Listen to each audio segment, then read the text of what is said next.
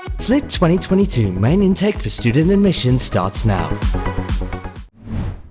Meanwhile, Sri Lanka Airlines issued a clarification concerning speculation circulating on social media regarding the incident where a Sri Lankan aircraft uplifted printed money to Entebbe International Airport in Uganda last year.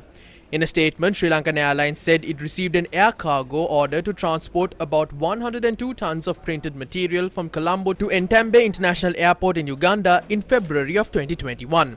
It adds that the consignment was purely commercial in nature and brought in much needed foreign revenue to the airline and country at the time. The statement added that the details of the cargo consignment were withheld due to contractual obligations as per air cargo industry standards. However, in response to concerns raised following the statement, the national carrier tweeted that the Ugandan government ordered Ugandan currency notes from a global security printer who operates several factories worldwide, including one in Sri Lanka, exporting to global markets. It went on to note that Sri Lankan aircraft which were underutilized at this time in 2021 during the pandemic were chartered by a UK-based freight forwarder. It added, what is now being misunderstood is the airline pilot's guide proud announcement of this achievement of using underutilized PAX aircraft. Do you remember?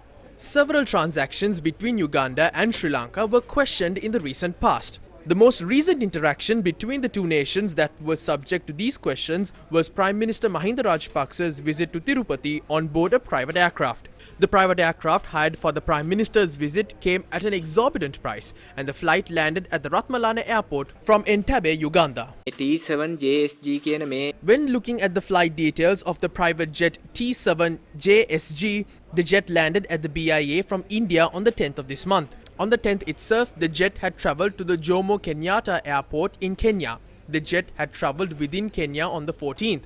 On the same day, they had left Kenya from the Bukoba airport for Tunisia. On the 15th, they had left Tunisia for Kampala. Then from Kampala, they had to come to Ratmalana once again on the 16th. After arriving in Ratmalana on the 16th, the jet had travelled to Kochi and Chennai before travelling to Tirupati on the 23rd.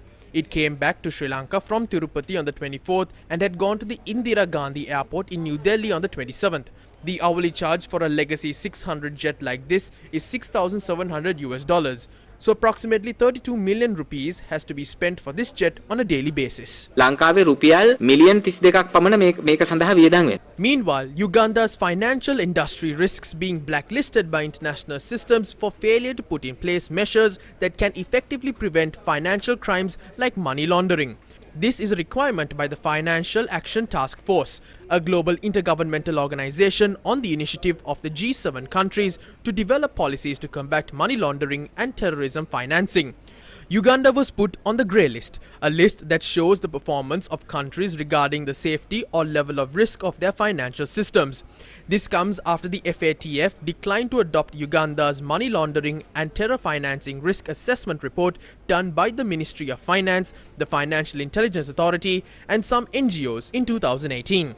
This was what the European Union used to blacklist Uganda's financial sector. Shouldn't the people be made aware of the details of transactions carried out with a country that is so heavily marred with corruption?